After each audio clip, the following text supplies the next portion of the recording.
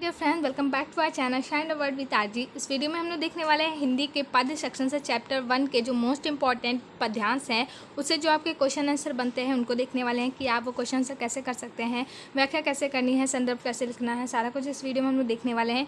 तो ये जो चैप्टर फर्स्ट है ये प्रेम माधुरी और यमुना छवि है, जिसको भारतेंद्र हरिश्चंद्र जी ने लिखा है। मतलब कि चैप्टर फर्स्ट ये 2 पार्ट में डिवाइड है, एक है प्रेम माधुरी, दूसरा यमुना छवि।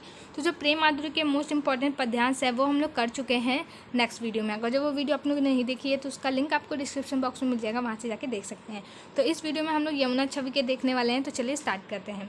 सबसे पहले हम लोग ये जो हमारा पद्यांश दिया गया है इसे रीड करेंगे, इसकी व्याख्या देखेंगे, उसके बाद जो भी इससे रिलेटेड क्वेश्चन आपके बनेंगे हम लोग उसे देखेंगे। तो चलिए इसे रीड कर लेते हैं। तरन तंजर तट तमाल तरवर बहु छाए, झुके कुल सो जल परसन हितमन हो सुहाए, पिदो मुकर मैं लखत उजक सब निज निज शोभा, के प्रणवत जल जानि परम पावन फल्लोभा, मन आतप वादन तीर को सिमित सब छाए रहत, के हरि सेवा हित न रहे निखर नैन मन सुख लहत। तो ये है हमारा जो पद्यांश है वो, और इसका अब हम लोग व्याख्या देखेंगे, उसके बाद इससे जितने भी रिलेटेड क्वेश्चन आंसर हैं वो देखेंगे। तो इसमें जो कवि हैं हरिश्चंद्र जी वो कहना चाहते हैं कि ये जो यमुना नदी के किनारे तमाल के बहुत सारे सुंदर सुंदर वृक्ष छाए हुए हैं तो वो बहुत ही ज़्यादा आकर्षित लग रहे हैं, आकर्षक लग रहे हैं। उनकी जो डालियां हैं वो किनारों पर झपकी हुई हैं, जिन्हें देखकर ऐसा लग रहा है मानो वो यमुना के पवित्र जल को छूना चाहते हों, स्पर्श करना चाहते हों। या वे वृक्ष जो यमुना रूपी जो यमुना का पानी है वो कवि उसे दर्पण मानकर कह रहे हैं कि मानो वो यमुना रूपी दर्पण में अपनी शोभा देखना चाहते हों, इसलिए वो झुक झुक के बार बार यमुना में अपने आप को निहार रहे हैं जो तमाल के वृक्ष हैं। आगे बढ़ते हैं। उसके बाद जो लाइन है हमारी, मनु आता पारन वीर को समित सब छाए राहत, के हरि सेवा हित न रहे निखर नैन मन सुख लहत। यहाँ पे जो है कवि कह रहे हैं कि यमुना के किनारे की ओर झुके हुए तमाल के जो वृक्ष हैं उन्हें देखकर ऐसा लग रहा है मानो वो जो है वृक्ष हैं वो उस तट को, यमुना के तट को धूप से बचाने के लिए एक साथ सिमट कर वहाँ पे छाया प्रदान कर रहे हों, या वे तट पर कृष्ण को नमन करने एवं उनकी सेवा करने के लिए झुके हुए हों। उनके तट पर झुके होने के कारण कृष्ण का दर्शन पाना भी हो सकता है, जिनके दर्शन से मन और आँखों को अत्यधिक शीलता व सुख मिलता है। तो यहाँ पे जो हमारे भारतेंद्र हरिश्चंद्र जी है वो ये ऐसा कुछ समझाना चाह रहे हैं अपनी कविता से, अपनी पंक्तियों से। आई होप आप लोगों को समझ में आ गया होगा। अब इससे जितने भी रिलेटेड क्वेश्चन आंसर हम लोग वो देखेंगे। तो जो हमारे यहाँ पे फर्स्ट क्वेश्चन है वो है, प्रस्तुत पद्यांश के शीर्षक व कवि का नाम लिखिए। तो यहाँ पे आंसर हो जाएगा, प्रस्तुत पद्यांश हमारी पाठ्य पुस्तक कामांजलि से संकलित भारतेंद्र हरिश्चंद्र द्वारा रचित यमुना छवि से उद्धृत है। तो यहाँ पे 2 होते हैं, एक प्रेम माधुरी एक यमुना छवि। तो जब प्रेम माधुरी का कोई पैसेज आएगा तो वहाँ पे आप प्रेम माधुरी लिखेंगे यहाँ पे, और जब यमुना छवि का कोई पैसेज आएगा तो यहाँ पे आप यमुना छवि लिखेंगे। आगे बढ़ते हैं। नेक्स्ट क्वेश्चन है हमारा, रेखांकित अंश की व्याख्या कीजिए। मतलब रेखांकित अंश कौन सा है, जो ये वाला हमारा येलो हाईलाइटेड पार्ट है उसकी हमें व्याख्या करनी है। तो ये क्या है, मन आतप वारन तीर को सिमित सबे छाए राहत।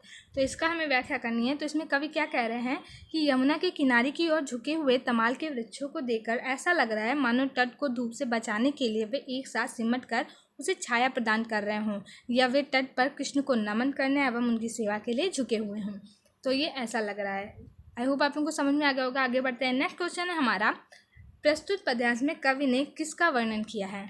तो प्रस्तुत पद्यांश में कवि ने यमुना नदी के किनारे छाए हुए तमाल के वृक्षों का वर्णन किया है, जिन्हें देखकर कवि के मस्तिष्क में भिन्न भिन्न छायांचित्र निर्मित होते हैं। तो ये जो पूरा पैसेज है तरन तंजर वाला, ये पूरा का पूरा तमाल के वृक्षों पर ही आधारित है। उसी को देखकर उन्होंने पूरा का पूरा ये जो है अपना पद्य लिखा है। तो इसमें वो तमाल के वृक्षों की व्याख्या कर रहे हैं, जिसको देख के इनके मस्तिष्क में भिन्न भिन्न ख्याल आ रहे, भिन्न भिन्न छायाचित्र निर्मित हो रहे थे। आगे बढ़ते हैं। नेक्स्ट है हमारा, मनु आतप वारन तीर में कौन सा अलंकार है। तो आपको पता है जहाँ पे भी मनु मानव जग जानू इस टाइप के वर्ड आते हैं वहाँ पे हमेशा उत्प्रेक्षा अलंकार होता है। तो इस पंक्ति में भी हमारा उत्प्रेक्षा अलंकार हो जाएगा। आगे बढ़ते हैं। जो हमारा लास्ट क्वेश्चन है वो है, यमुना तट पर वृक्ष किस रूप में सुशोभित हो रहे हैं। मतलब कि जो हमारी यमुना तट पर तमाल के वृक्ष लगे हुए हैं वो हमें कैसे मतलब जो कवि को कैसे प्रतीत हो रहे हैं। चलिए इसका आंसर देख लेते हैं। यमुना तट पर वृक्ष ऐसे सुशोभित हो रहे हों मानो वो जल को स्पर्श करने के लिए झुके हों, अथवा जल रूपी दर्पण में झुककर अपनी शोभा देख रहे हों, अथवा वे अपने ताप को दूर करने के लिए सिमट कर किनारे पर आ गए हों। तो क्या बताया जा रहा है कि कवि ने इनसे बहुत रूपों में वर्णित किया है, जैसा जैसा उन्हें दिख रहा था वो वैसा वैसा बता रहे थे। बल्कि पहले उन्होंने बताया कि या वो शायद जो यमुना के जल को स्पर्श करना चाहते हो इसलिए झुक रहे हैं, या बाद में बताया कि वो अपना जो वृक्ष हैं, तमाल के वृक्ष हैं, वो अपने आप को यमुना रूपी दर्पण में देखना चाहते हैं, अपनी शोभा को देख रहे हैं, और वो अपने ताप को दूर करने के लिए भी वहाँ पे एकत्र होकर झुके हुए हैं। तो आई होप आप लोगों को ये सारे के सारे क्वेश्चन समझ में आ गए होंगे। ये आपका पैसेज बहुत इंपॉर्टेंट है और इससे पहले हम लोग प्रेम माधुरी का पैसेज भी देख चुके हैं। अगर आपने वो वीडियो नहीं देखी है तो आप उसे ज़रूर देख लीजिएगा। तो अगर जो आपको इसका PDF चाहिए तो आपको टेलीग्राम ग्रुप में मिल जाएगा, उसका लिंक आपको डिस्क्रिप्शन में मिल जाएगा। तो अगर जो वीडियो अच्छी लगी तो प्लीज़ से लाइक करिए। तो चलिए मिलते हैं नेक्स्ट वीडियो में। Thank you.